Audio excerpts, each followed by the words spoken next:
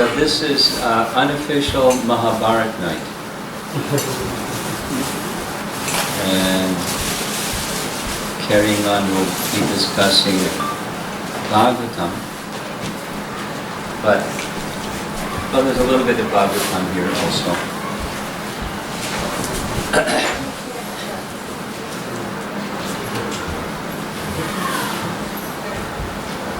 Glories of Bhishmadeva.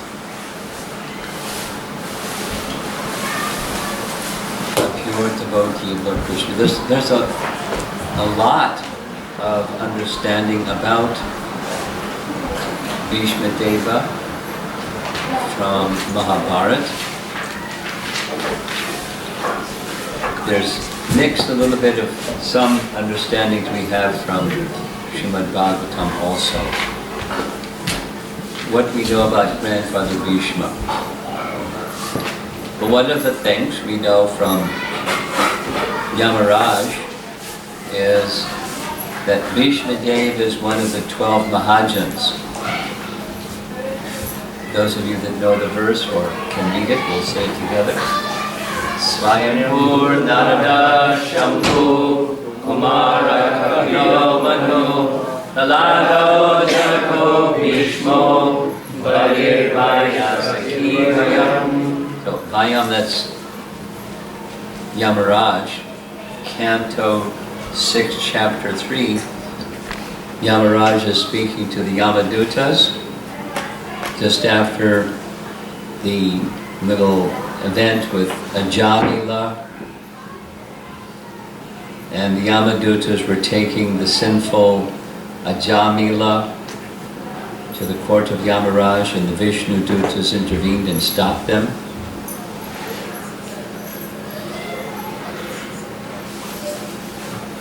And the Vishnu Dutas demanded, if you're representatives of Yamaraj, then you're supposed to know what is Dharma, because he's Dharmaraj.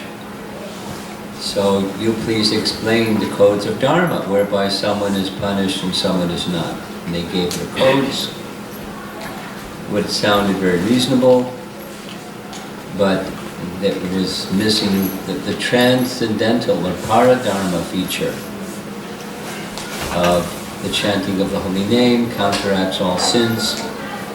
So they sent the way, you go back to your teacher and get some instruction, because you didn't do your homework right. You got an F on your surprise quiz.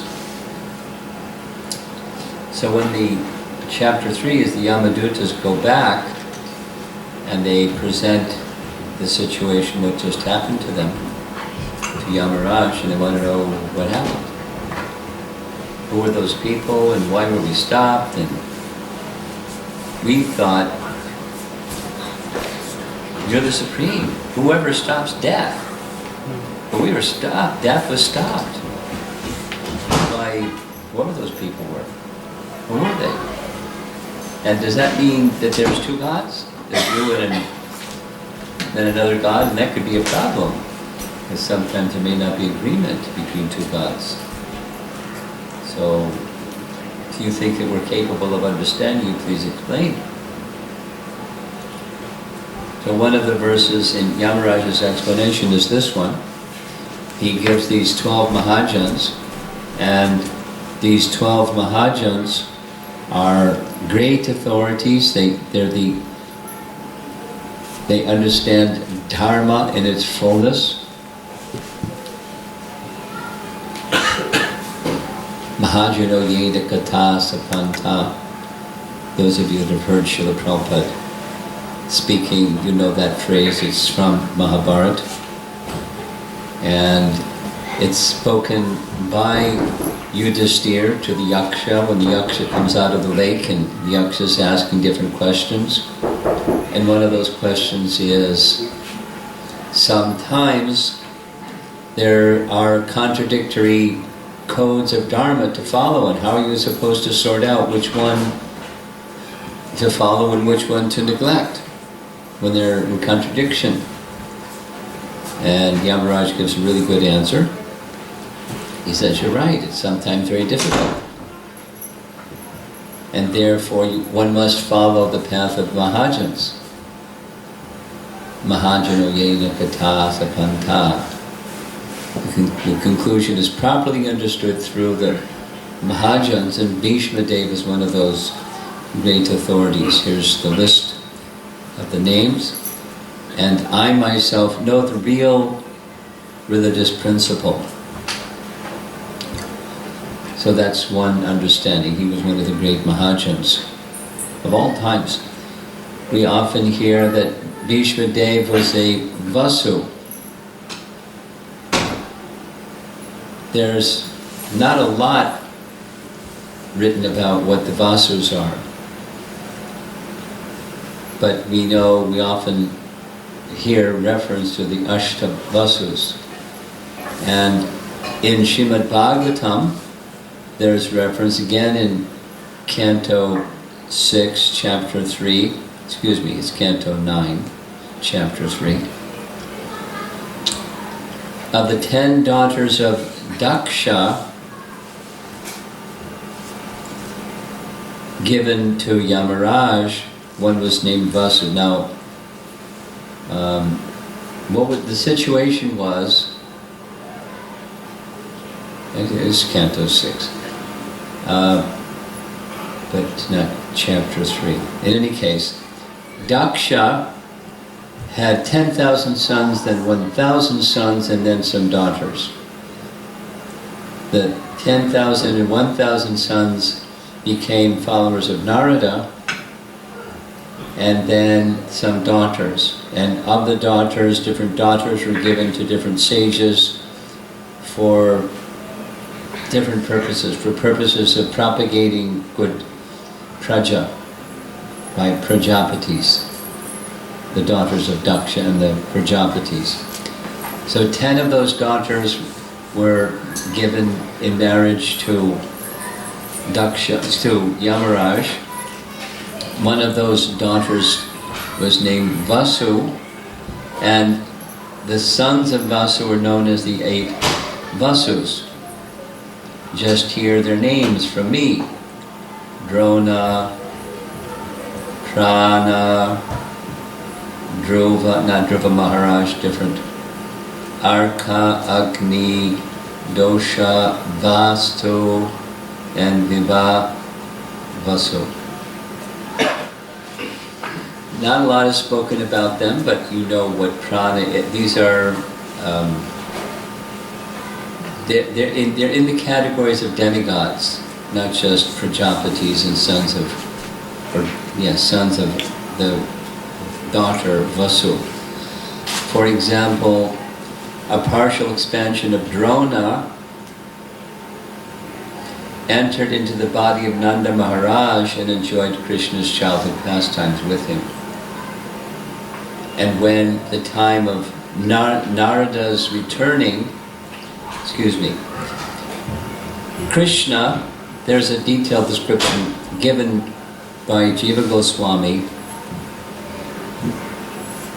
where Krishna actually returns to Vrindavan.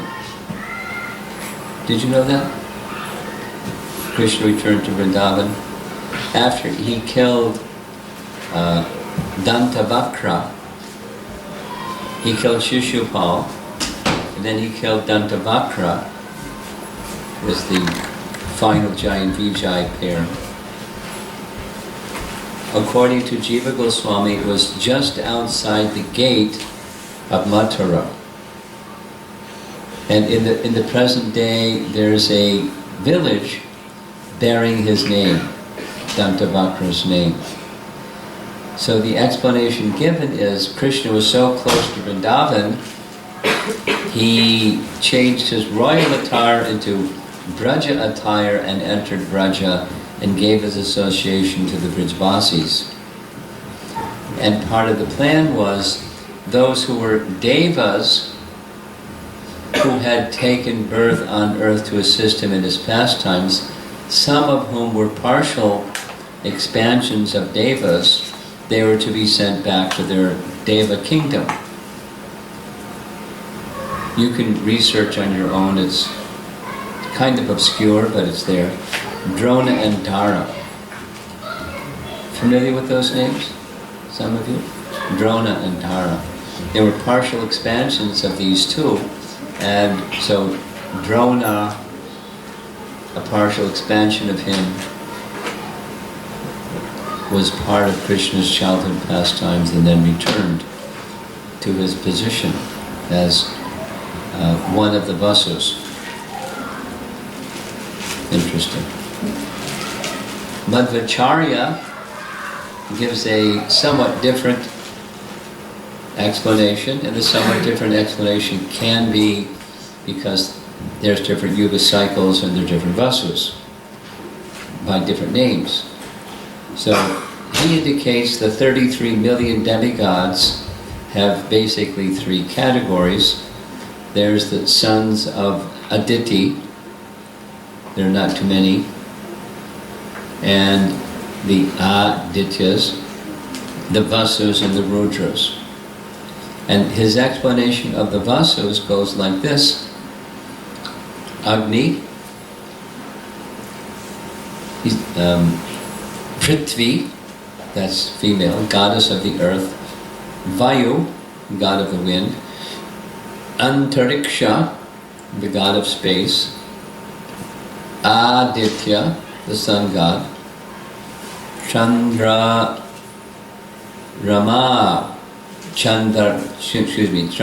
Chandrama, moon god.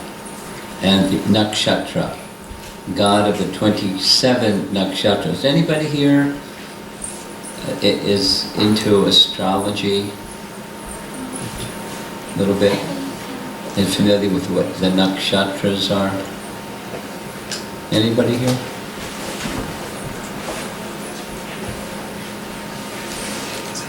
Is this a nakshatra conference going on? No, something else. Keys to your car, okay. I don't know much. I've heard certainly the term. My understanding is it goes like this. There are 12 primary constellations, the zodiac, and one takes birth according to some position in the zodiac. We have the ruling, constellation. And then there's a certain number of, there's 28 days, or 14 days of the waxing, 14 days of the waning moon, like that. Then there's a nakshatra for each one of those days. The English word is an asterism. It's a smaller collection of stars that rules over that day. Those are nakshatras or asterisms, and these are, according to Madhvacharya, Vasus.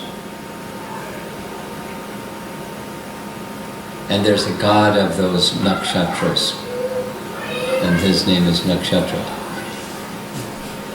And then there's Dyo. We're going to hear some more about Dyo, so he's been given some different color. And that Dyo became Bhishmadeva. Vasu, Dyo became Bhishmadeva for some period of time and then went back to his position as Vasu. According to Mahabharata, according to Srimad Bhagavatam, he went back to Godhead.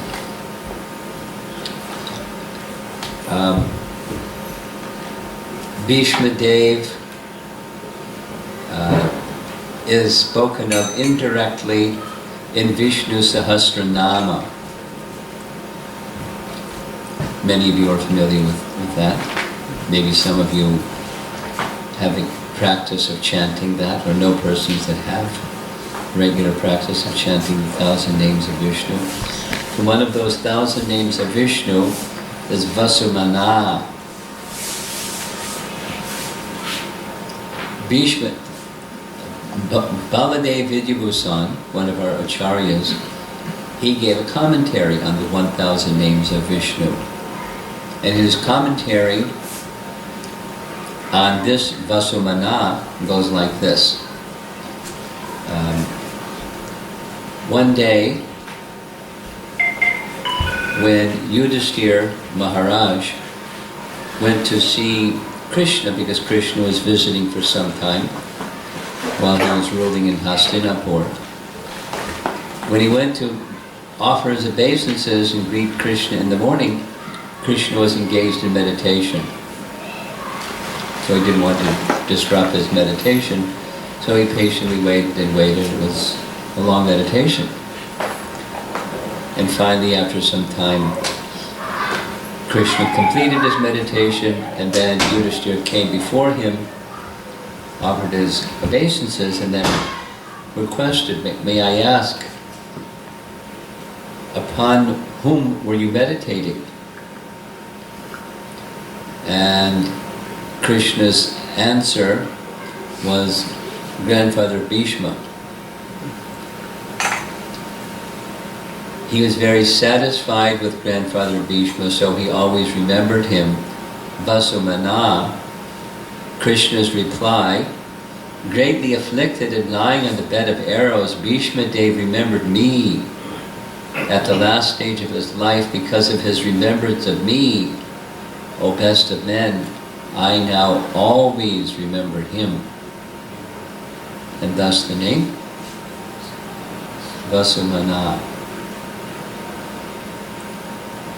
Now, those of you that are fond of Mahabharata, you know how complicated it gets sometimes.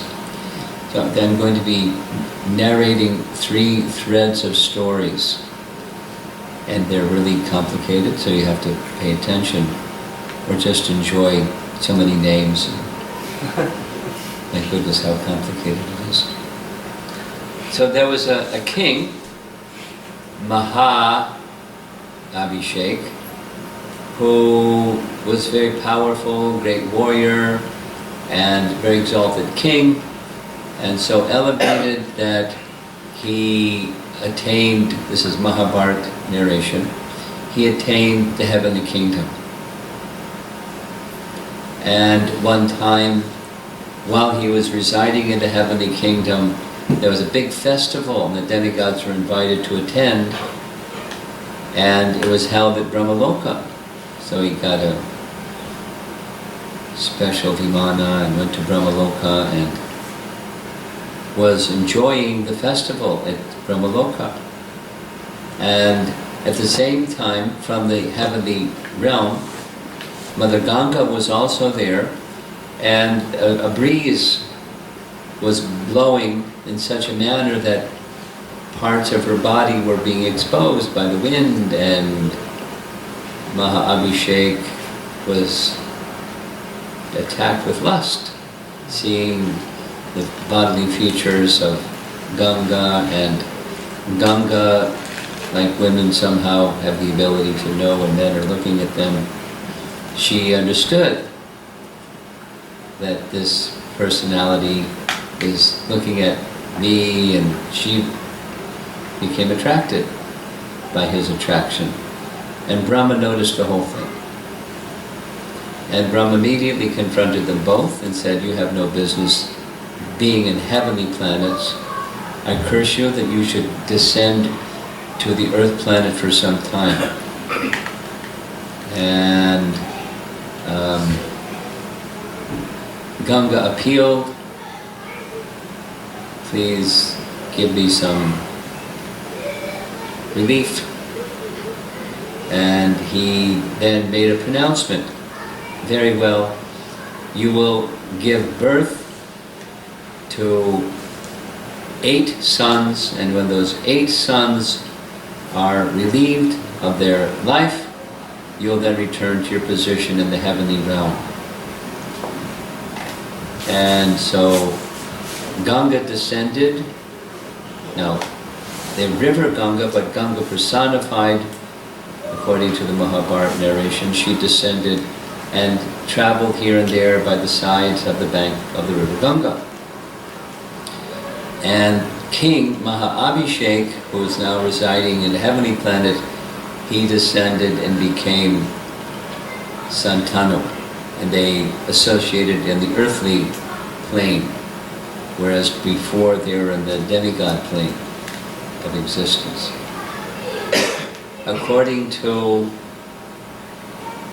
Mahabharata and according to Srimad Bhagavatam, the father of Santanu, his name was Pratipa, and he was in the line of kings from the lunar dynasty. This is in the 9th canto. And he had 3 sons, and one of those 3 sons was named Santanu. Now we're going to come back to this narration. Santanu later meets Ganga, but in the combination of Santanu and Ganga, there's a son. So now we're going to pause on the narration of Santanu and Ganga and go to another narration and then come back to this one. So the other narration has to do with the 8 Vasus, one of the 8 Vasas being Dhyo, and the 8 Vasus were touring these. So they're demigods and they're touring higher regions wherever they wanted to go, and they have some notoriety of being great Kshatriya, hero, fighters, warriors. They would protect the demigods, but they were, they would engage in their heroism in different ways. So one time they were touring, and they came to the hermitage of the sage Vashishta, and the wife of Dhyo became very attracted to the Kamadhenu of Vashishta, and she appealed to her husband, let's take this Kamadhenu back to our palace, it'll be very nice. And he was attached, unfortunately, to his good wife, so much so he lost his finer discretion, and they together, the 8 brothers, tried to take the Kamadhenu of Vashishta. That was a big mistake. So Vashishta could have done practically anything, but he cursed them, you should leave the heavenly region and descend to earth. And the 7 brothers, they appealed, we were just here to help our brother, so please be lenient upon us 7. So Vashishta agreed. You 7 will take birth on earth. Shortly after your birth on earth, you will die, and then you'll come back to your position here as Vasus. But that one, Dhyo, he will have to remain on earth for a long time.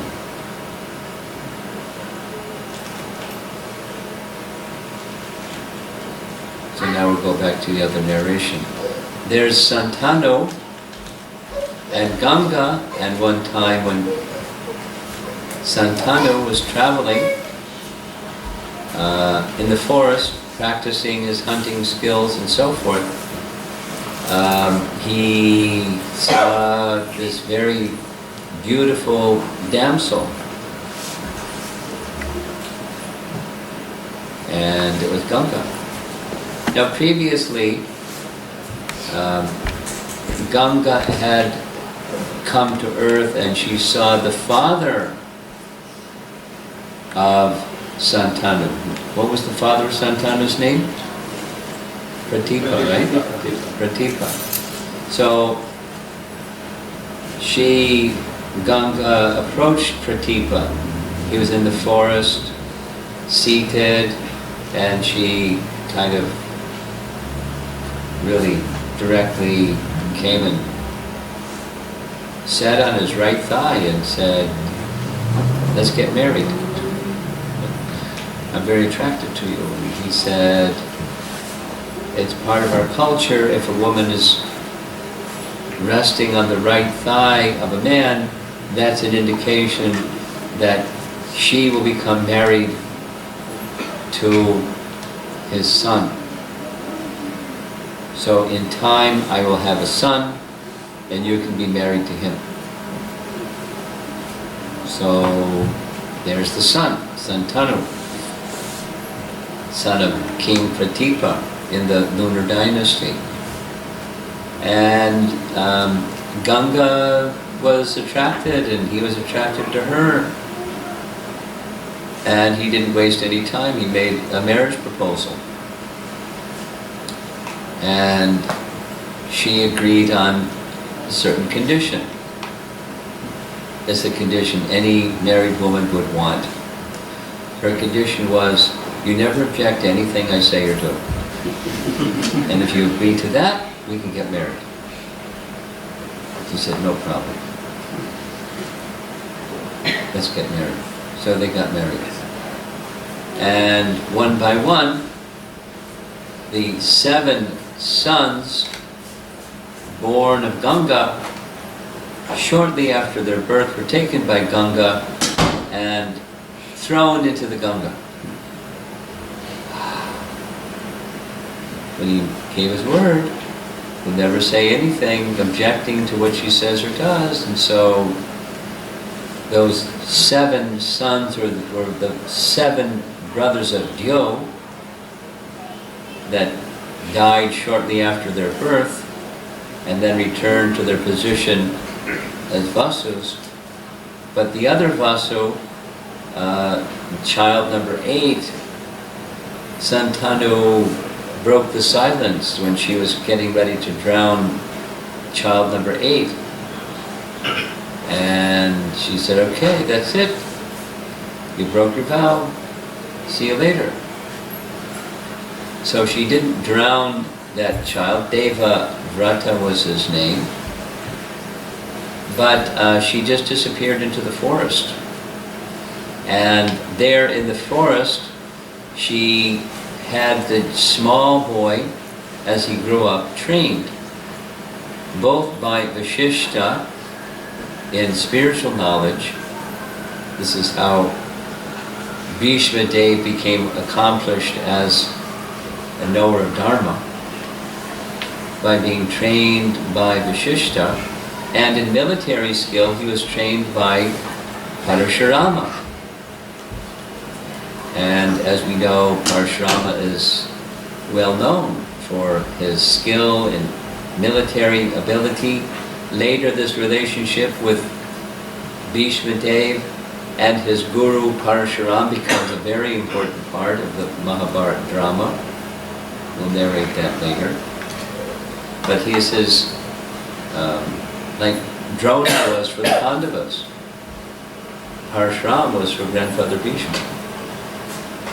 He was his military guru. And this went on for a number of years. In fact, according to Mahabharata, for 32 years. And then one day when, again, Santanu was by the side of the river Ganga, there's Ganga personified, and she brings before him Devavrata. So that this is your son. I'm returning him to you. You take care of him. And Ganga returned to the heavenly realm. So there's Devavrata, who is one of the Vasus, who has been cursed to stay for some time on earth. Now we're going to go back to Santanu meeting Satyavati. So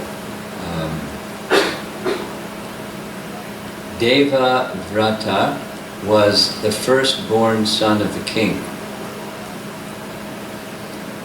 And after some time, Santanu, wanting to cross the river, found a boat, and carrying the boat lady was Satyavati.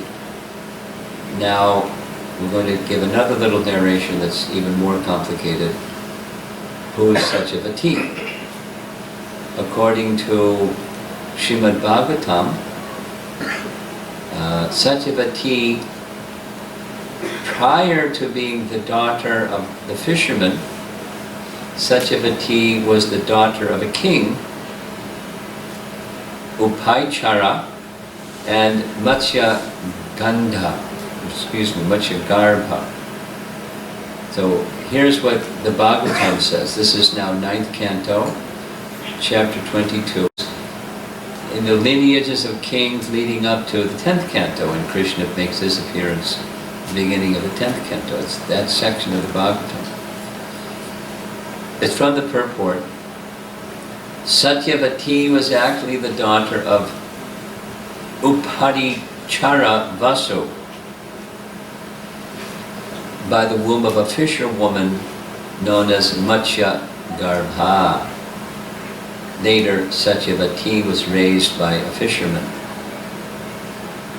So, Prabhupada writes, it's his purport, and he doesn't give the Mahabharata narration. But the Mahabharata narration goes like this. This is narration number 3 within this evening's Mahabharata stories. So, Uparichara Vasu, he wasn't one of the 8 Vasus, but he was known as a Vasu. In part, he had like that as a title because he was a very powerful king. Very, very, very powerful king. And on the earthly plane, in the line of the Kuru dynasty. So he, Uparichara, had a friendship. He was a worshipper of Indra, and they had a friendship. So by the benediction of Indra and the instruction of Indra, he conquered the kingdom of Chedi. So he became the ruler of Chedi. If you remember, Shishupal was in that dynasty, the Chedi dynasty. So we'll hear shortly how they're connected. So he ruled there for some time, and periodically he would make visits to the heavenly kingdom. He was very exalted, very qualified. Indra would give him transport to the heavenly kingdom, and they would travel here and there. In fact, his name indicates that activity with Indra, Uparichara. He would go here and there with Indra. And after some time, enjoying those material enjoyments, he decided to take a turn in his life, and he wanted to become deeply involved in sense control and elevation of higher consciousness. So he went into the forest. He gave up the military capacity that he had and engaged in very, very intense austerities. And Indra was concerned. He's a very powerful person. If he becomes so qualified, maybe he'll take over my position in King of Heaven. So he, with a little entourage, came with gifts for Uparichara and appealed to him, give up these austerities and resume your activities as king. So he agreed. And he was a very powerful king. Just before coming here to Detroit, I was in Naperville. We were discussing in the Bhagavatam class in Naperville that Canto 3 description of Varaha's appearance. And he appeared from the nostril of Brahman, and he became really big, like a mountain. He roared like a mountain, and Prabhupada explains that mountains would sometimes roar. And somebody was saying, it's a challenge to my faith to hear that mountains roar. or that mountains are living entities. Now, it's not that all mountains are living entities, because just like bodies, when the soul leaves the body, it's just the body. Bones and the flesh rots, but the bones remain. There's no life left in the bones. So similarly, there's mountains, that there's a living entity within the mountain, and the mountain gets bigger, just like we hear about Govardhan and so forth. The Himalayas and so forth. Himavati, daughter of the Himalayas. So there are mountains that there's living entities within. The Vedas give us that picture, and during the life of Uparichara, it was in South India, there was a mountain range that was lusty in favor of trying to have union with a river. The river was female, the mountain was male, and so the river was feeling fearful. The river's name was Sukti Mati. Sukti Mati, personified, approached Uparichara and said, "Help, protect me." So Uparichara came, and with his foot he kicked the mountain, and the mountain receded. But there had already been... Can we turn that down, because you can see the screen better without it? Do you need it? You okay? Okay.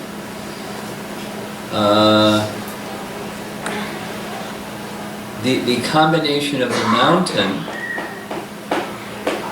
and the river, 2 children were produced. The river, out of gratitude to the king, gave the 2 children to the king. One of the children became his commander, that was a male, became his commander-in-chief in his army. And the female he accepted as his wife. And his wife's name was Girika.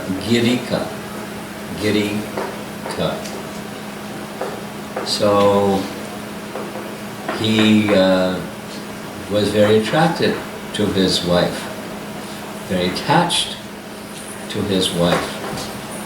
And one time they were in the royal garden together, and they both had lusty feelings for one another simultaneously, and were feeling a little overwhelmed at that lusty attraction for one another. But just at that moment, this is Mahabharata narration, some of the forefathers of Uparichara came and said, "Could you do some service for us? There's a particular ceremony for the worship of the forefathers that requires a deer, and can you please secure a deer for us so this sacrifice can become completed?" So, in the middle of lusty feeling for Garika, he was obedient to the forefathers and went into the forest searching for a deer. And when he was in the forest searching for the deer, his mind wouldn't leave his beloved Girika. And he saw an eagle perched on a tree, this Mahabharata. And he appealed to the eagle, "This is a very auspicious time to conceive a child. Please take my semen and carry it to my wife Girika." The eagle agreed. The eagle was carrying the semen of the king, Uparichara. Another eagle saw and thought it was some meat, and so they attacked in midair.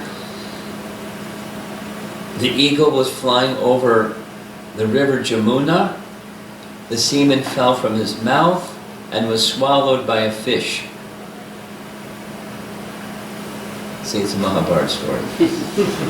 And the fish was an Apsara who was cursed to become a fish. And that Apsara who was cursed to become a fish, her name was Adrika. She swallowed the semen of the king, and 2 children were born within her womb.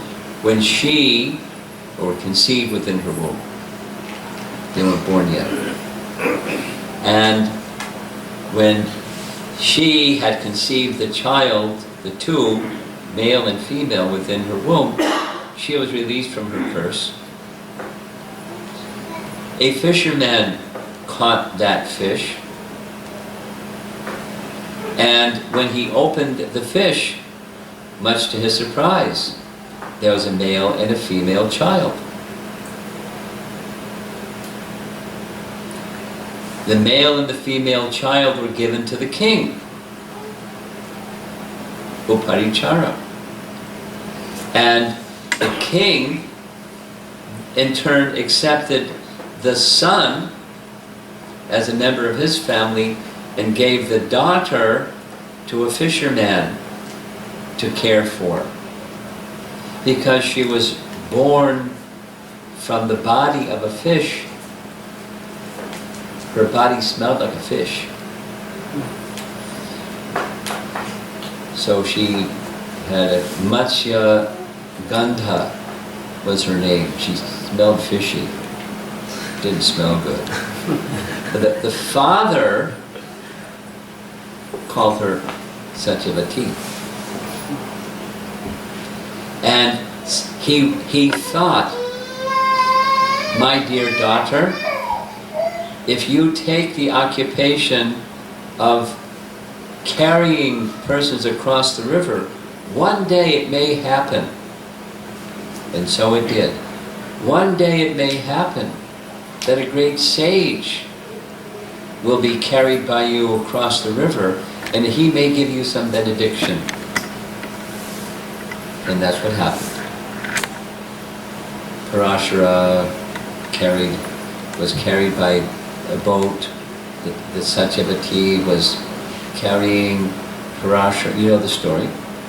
Parashara did his astrological calculation. Very auspicious time for an incarnation of the Supreme Lord to take birth just now. So he requested Satyavati, would you be willing to be the mother of an incarnation of the Supreme Lord? And I'll be the father? And she was,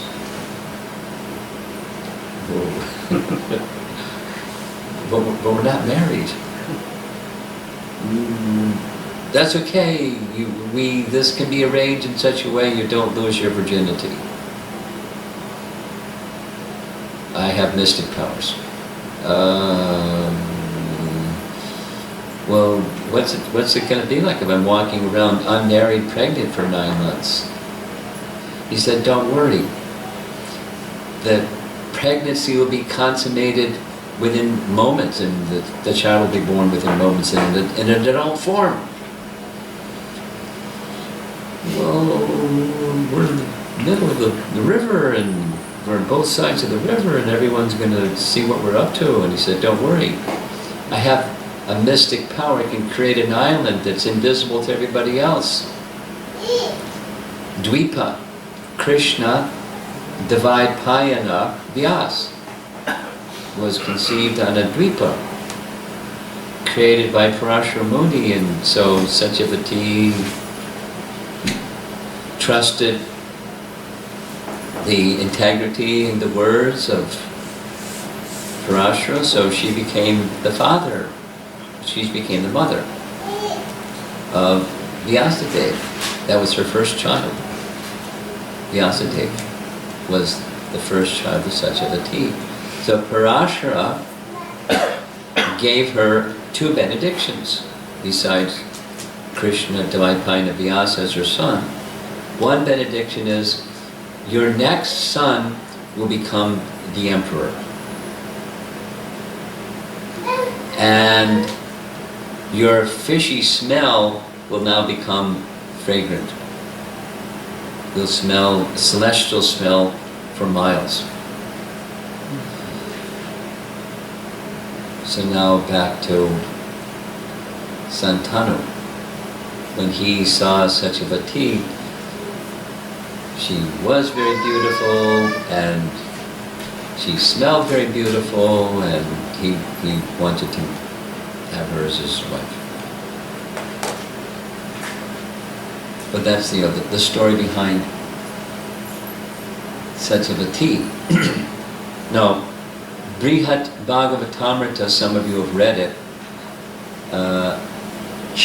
Part 2, chapter 2, speaks of Uparicaravasu in this way. Uparicaravasu, there are three sections in Mahabharata that are, according to Jiva Goswami, especially Krishna conscious. One of them, of course, is Bhagavad Gita. There's many parts of Mahabharata that are intrigue and speaking on codes of Dharma and Adharma, but three sections are particularly very Krishna conscious. And Bhagavad Gita, of course, is one. Vishnu Sahasranam is another. And this Narayaniya section of Moksha Dharma is another. So in that part of Mahabharata, the Narayaniya section of Moksha Dharma, it mentions a sacrifice in which this king, Uparicaravasu, was engaged in. And the demigods, including Brihaspati, who attended, they were unable to see the Supreme Lord, Vishnu, receiving or extending his hands to accept the offerings, but Uparicaravasu could because of his unique devotion. That's what is explained there. So he was a very qualified person, this father of Satyavati. So there's the Parashara Muni image and Vyasadeva. So now we have this situation where Santanu, being attracted to Satyavati, goes to the father of Satyavati and requests his daughter in marriage. And the fisherman says no.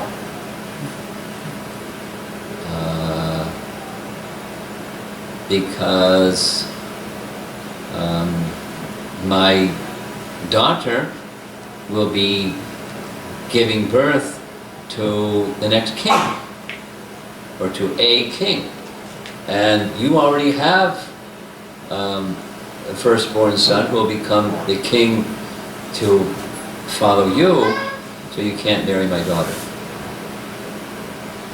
You know the Mahabharata narration.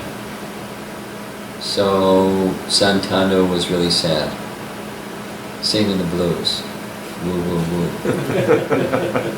Can't get my mind off of Satyavati. So he went back to the kingdom, but he couldn't do his duties anymore. He was really down. And his son, Devavrata, inquired from the ministers, what happened to Dad? He's like so sad. And they explained what happened. So Devavrata went to the fisherman and made an appeal and said, please let my father marry your daughter. He said, no, for these reasons. Then Devavrata said, well, no problem, I'll take a vow right now. I won't become king. And fisherman said, sorry, the answer is still no. How come? Because if you marry and your son is born first, then your son will become the king, so your father can't marry Satyavati because you're the firstborn son and your first son. So he said, okay, easy, I won't marry. I take a vow, I'll never marry.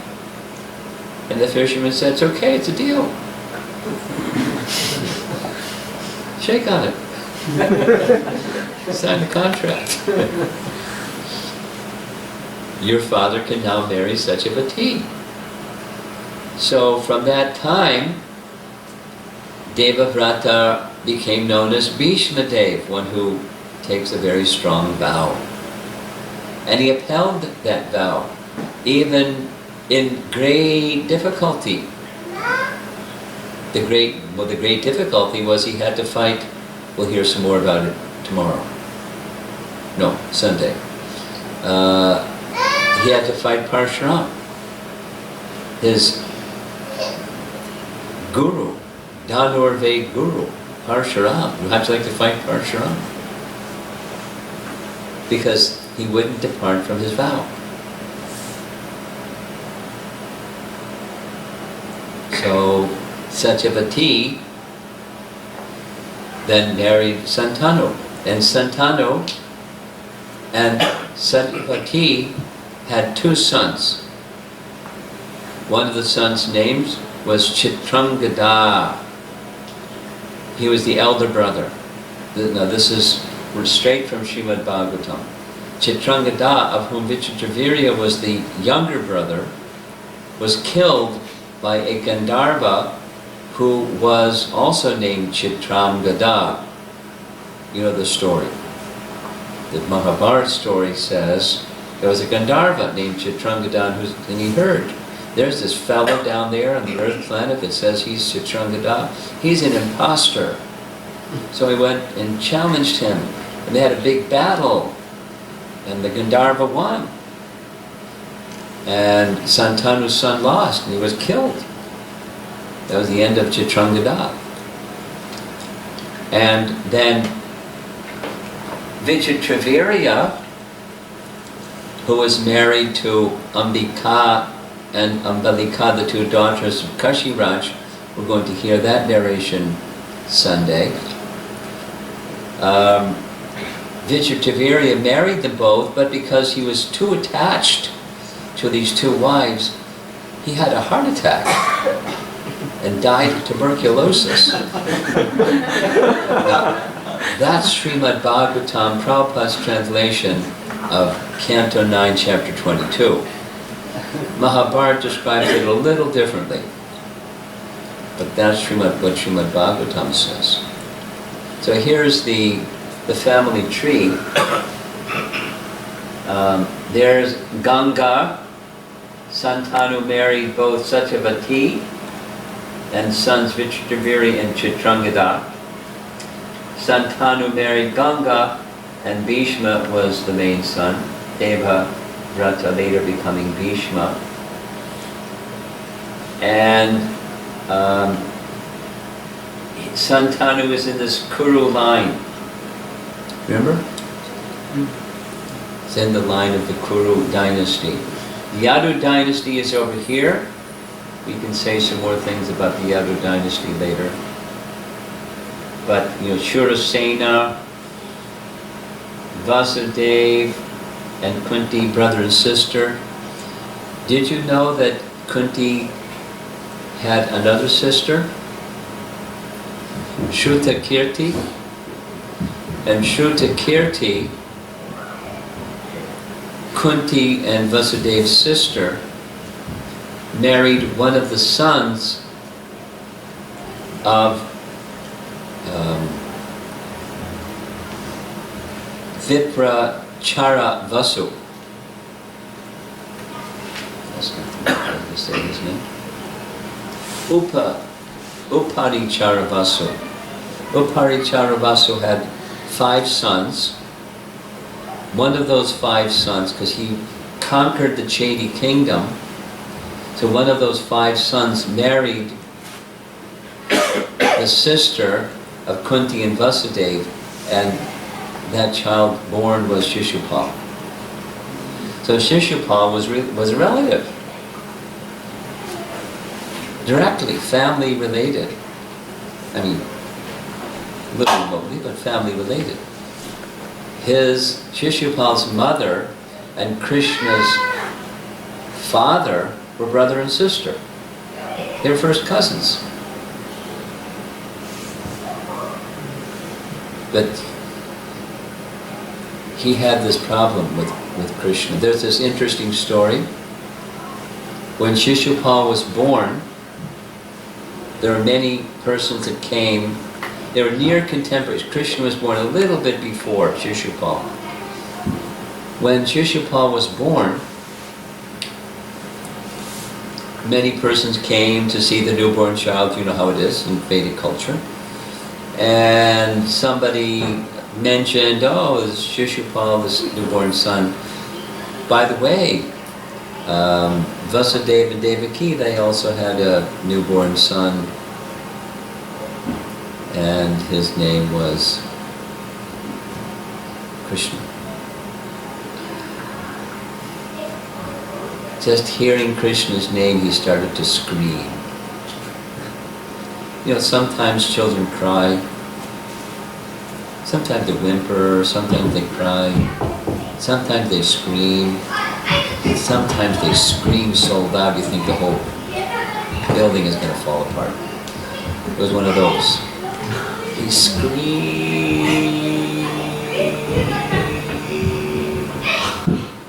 and he wouldn't stop. They went and got doctors. He wouldn't stop. Couldn't find what was wrong with him.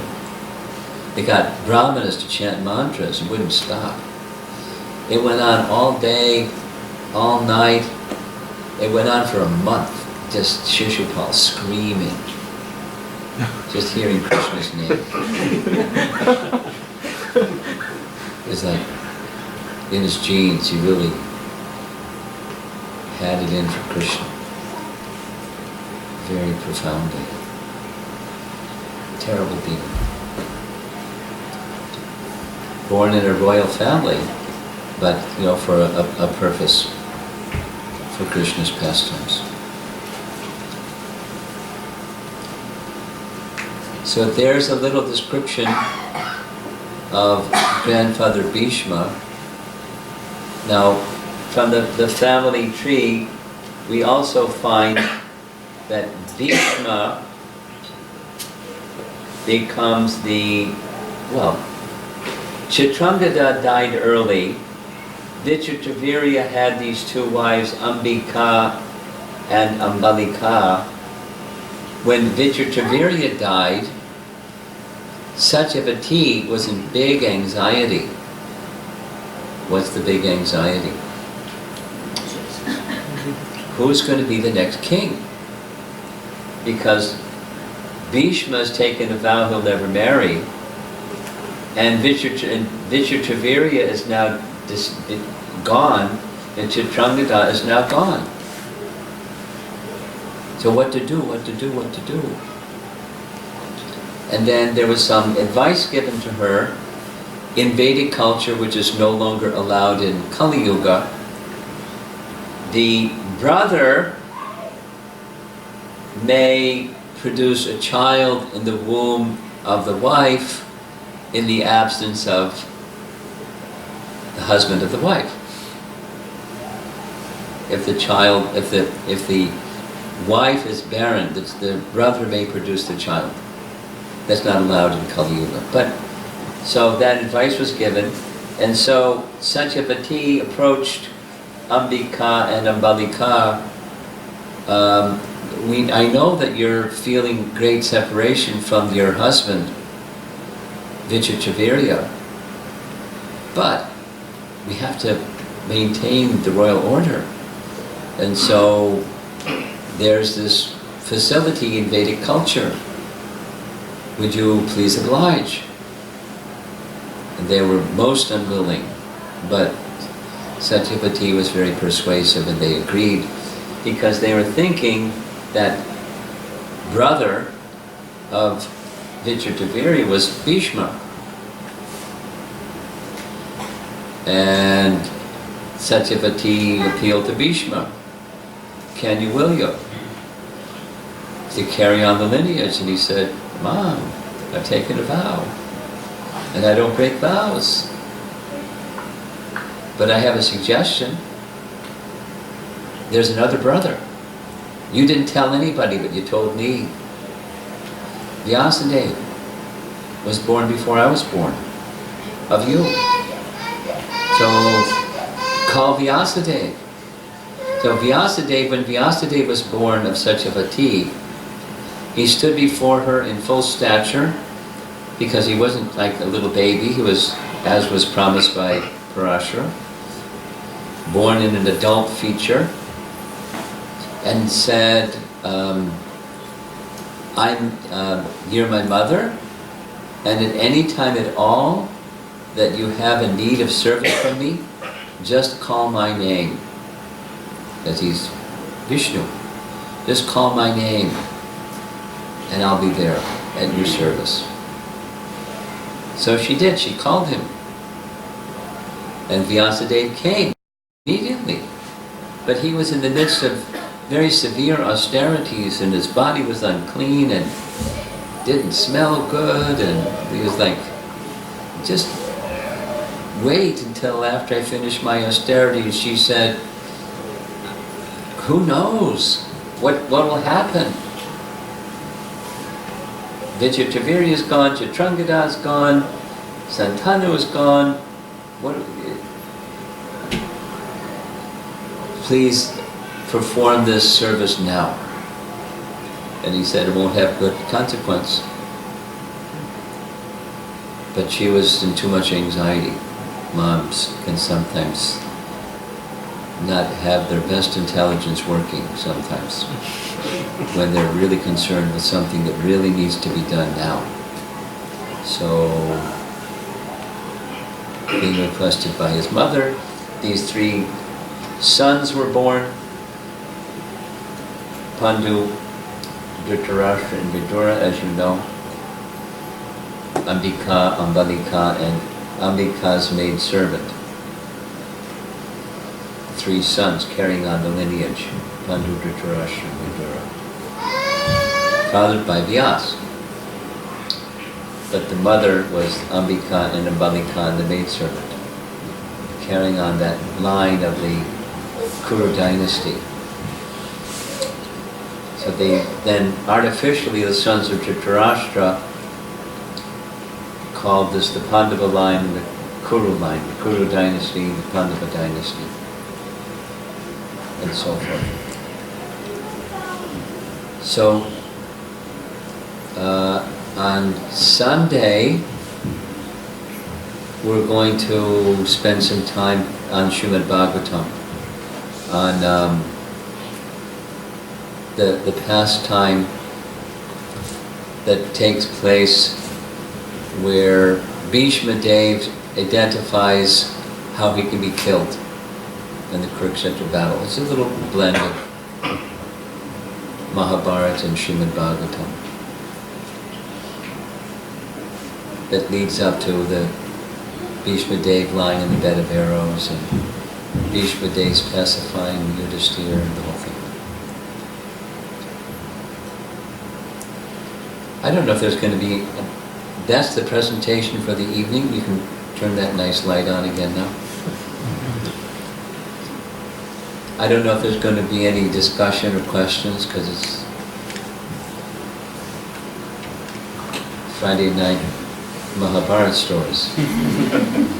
You have some? The Vasishta that is mentioned here is the same Vasishta from Ramayana. Yeah, he's a Chiranjiva. He lived for a long time. He goes back even further.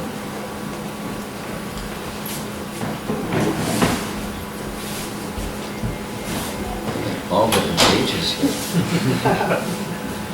Okay. Discussion? Yes. You mentioned about Bhishmadeva taking... Speak loud because we have people way in the back. You mentioned about Bhishmadeva taking a vow not to marry. My question is, in our spiritual life also, especially when it comes to my spiritual life, I take certain resolutions, not exactly vows, and try to be more determined on fulfilling those resolutions. I feel that I need to be more determined in order for me to exactly fulfill those. So how do I cultivate that determination part? Could you hear the question back there? The two men in the back you could hear? Should I repeat the question?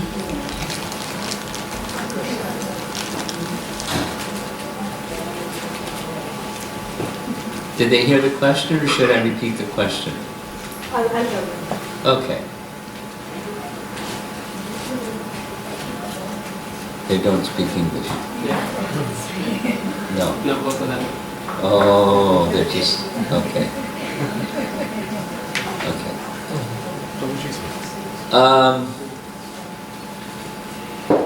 How to increase determination so that when we make some determination to go further in our Krishna consciousness, we can go further in our Krishna consciousness with determination.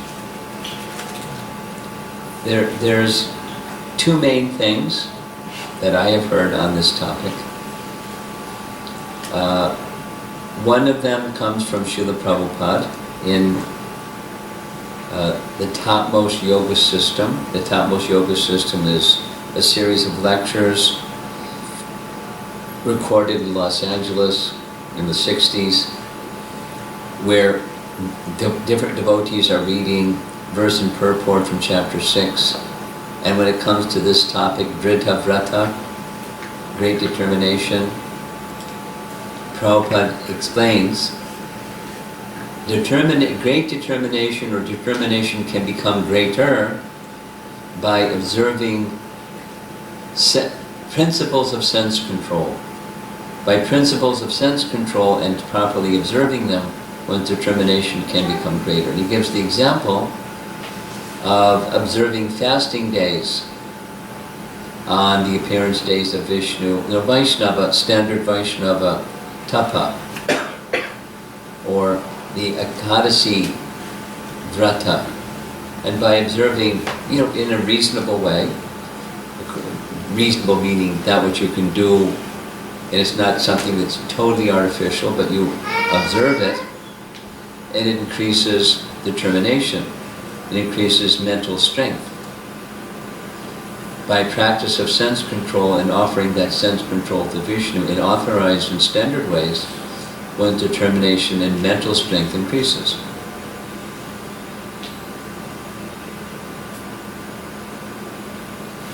Then another, it's found in Madhurya Kandambini, is in relation to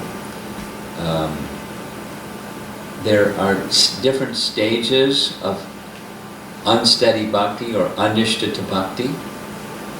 One of those stages of unsteadiness is not being able to uphold vows when it comes to things that I should do, and then there's things that I should not do.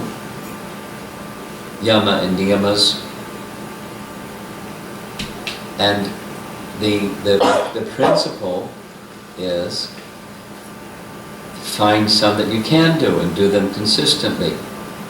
And then consider what additional ones you can do and do them consistently, and so forth. Like you're sitting on the staircase. You don't try to go to the landing in one step. You go one step at a time.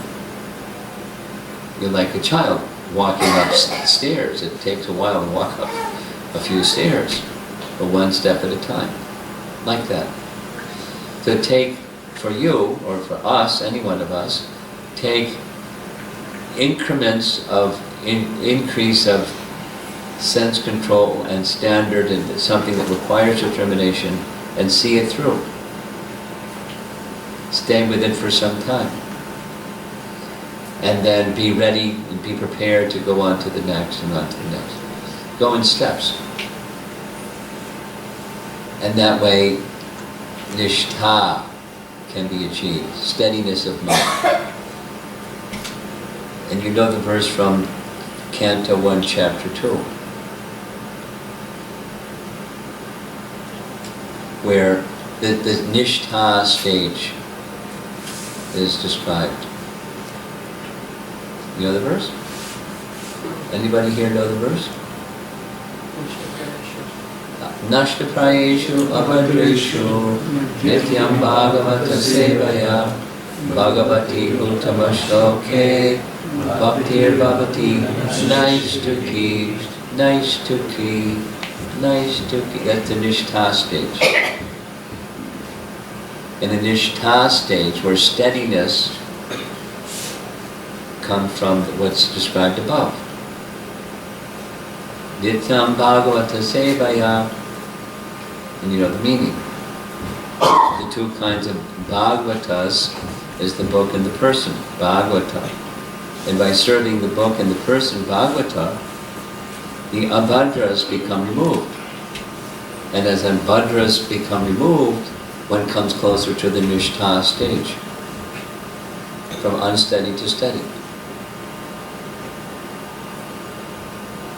So there's 3 responses, 3, and it's not like, you may do more than one, it's okay.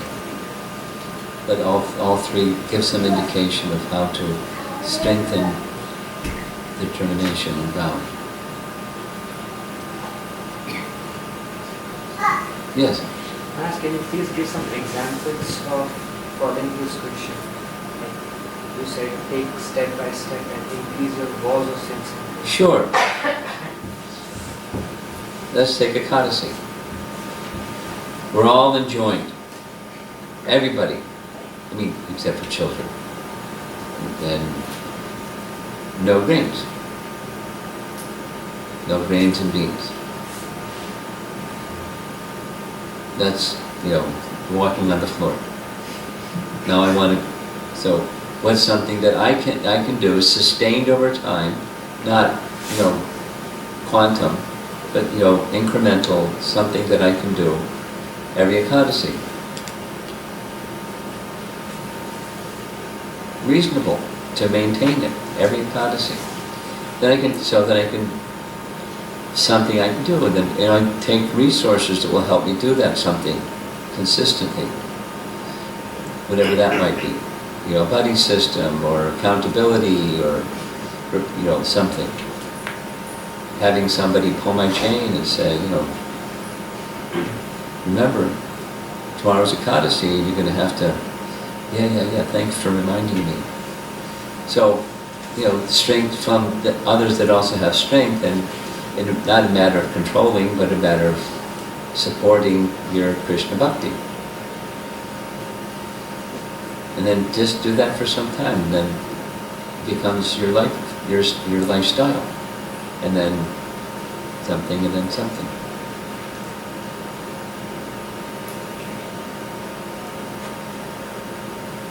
Like everyone, starting chanting.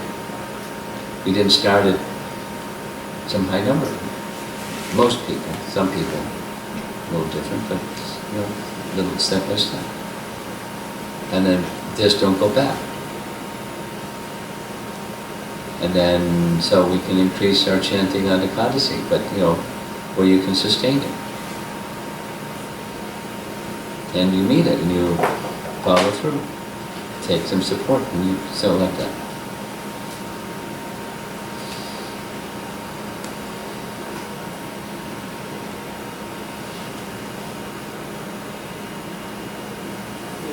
Yes? Maharaj, my question is how to take these parts of scriptures, that are not directly related to Krishna, like say today's class, like how to connect more Sure. With these type Sure. of topics. Yeah. Fantastic. Canto 1, Chapter 7. No, Canto 1, Chapter 5. In Canto 1, Chapter 5, there's this, excuse me, it's Chapter 7. Right after the Atmarama verse is explained. You're familiar with the Atmarama verse.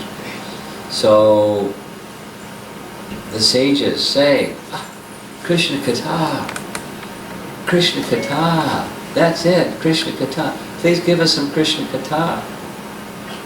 So what does Sutta Goswami do? He starts speaking about the Pandavas.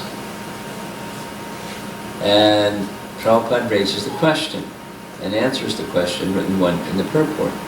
You can read. Starts around like 1, 7, something like 8, 9, 10, 11, 12 in that range. They wanted Krishna Katha, and he started speaking about the Pandavas, what's going on. And then the answer is, because the Pandavas are totally connected to Krishna, speaking about the Pandavas is the same as speaking about Krishna. It's part of Krishna Katha.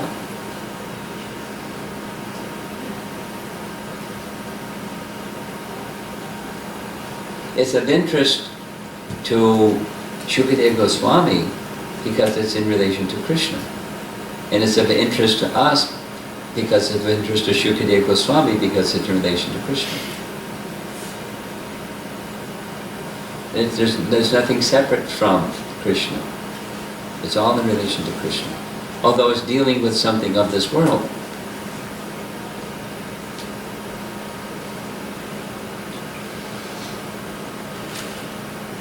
Mountains that roar.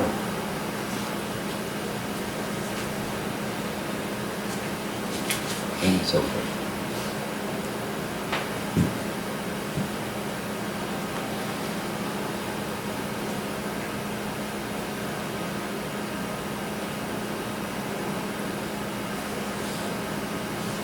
I'm not surprised that there's not a lot of questions because it's like so many stories. But many times devotees say, not so much philosophy, please. Stories is much easier to listen to. You know what I mean? So this was story night. We'll do some more philosophy Sunday. And stories too. Thanks. Srila Prabhupada ki jai.